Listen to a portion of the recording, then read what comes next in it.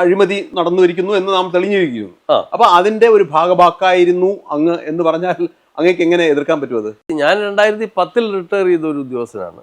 പക്ഷേ 1999 UV group ഇത് ചെയ്യുമ്പോഴൊക്കെ നമ്മൾ സർവീസിലുണ്ട്. അപ്പൊ അന്ന് അതിനൊക്കെ വ്യക്തമായ രേഖകൾ ഉണ്ടായിരുന്നു.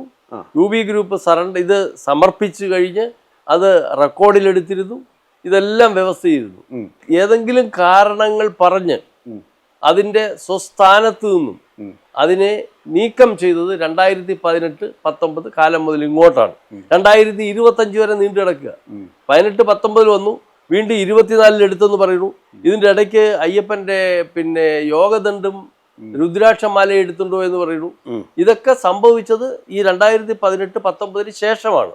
അപ്പൊ പക്ഷേ ഇത് 2025 ഇത് ശ്രദ്ധയിൽപ്പെട്ടത് തന്നെ ഇപ്പൊ കോടതിയുടെ പിന്നെ നിയോഗിച്ച 1992 മുതൽ തന്നെ ഈ തിരുവിതാംകൂർ ദേവസ്വം ബോർഡിൻ്റെ പരമപ്രധാനമായ ക്ഷേത്രമായ ശബരിമലയിലെ ഈ 10-40ഓളം ഡിപ്പാർട്ട്മെൻറ്റുകളുടെ കോർഡിനേഷൻ വേണ്ടി വരുന്നു.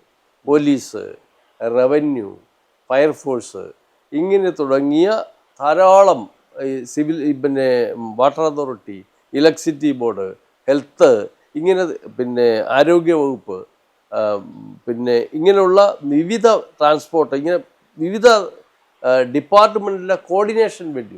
ഈ കോർഡിനേഷന് പലപ്പോഴും ചില പ്രശ്നങ്ങൾ ഉണ്ടായിരുന്നു. അപ്പോഴാണ് ബഹുമാനപ്പെട്ട കേരള ഹൈക്കോടതിക്ക് ഈ സ്ഥാപനത്തെ സംബന്ധിച്ചിടത്തോളം ഒരു അപ്പർ ഹാൻഡ് ഉണ്ട്. കാരണം ഈ അയ്യപ്പൻ ഉൾപ്പെടെയുള്ള ദേവാലയങ്ങളിൽ പ്രതിഷ്ഠിച്ചുള്ള വിഗ്രഹങ്ങളൊക്കെ മൈനറാണെന്നാണ് നമ്മുടെ നിയമസംഹിതകൾ നിർദ്ദേശിച്ചിട്ടുള്ളത്. മൈനറിൻ്റെ ഒരു ഗാർഡിയൻഷിപ്പ് അഥവാ രക്ഷാകർതൃത്വം കോടതിക്കുണ്ട്. അത് സിവിൽ പ്രൊസീജിയർ കോഡിൽ പറയുന്നുണ്ട്, പിന്നെ ദേവസ്വം ആക്റ്റിൽ പറയുന്നുണ്ട്, പെർപെച്വൽ മൈനോറിറ്റി പറയുന്നുണ്ട്. അപ്പോൾ അതുകൊണ്ട് കോടതി 1992-93 കാലഘട്ടങ്ങളിൽ തന്നെ ഈ കോർഡിനേഷൻ, ശബരിമല ഫെസ്റ്റിവലിനുണ്ടാകുന്ന കോർഡിനേഷൻ്റെ കുറവ് പലപ്പോഴും ഫെസ്റ്റിവലിനെ ബാധിച്ചു തുടങ്ങി.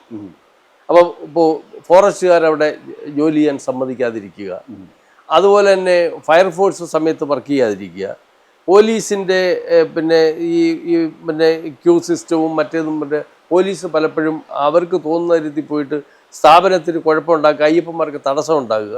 ഇങ്ങനെ വന്നപ്പോഴാണ് കോടതി ഒരു സർവീസിലുള്ള ജില്ലാ ജഡ്ജിയെ അവിടെ ഈ കോർഡിനേറ്ററായിട്ടും സ്പെഷ്യൽ കമ്മീഷണറായിട്ടും പോസ്റ്റ് ചെയ്തു. അപ്പോൾ ഇപ്പോഴത്തെ സ്പെഷ്യൽ കമ്മീഷണർ ഇത് ശ്രദ്ധിച്ചു, എവിടെയാണ് എന്ന് ചോദിച്ചു.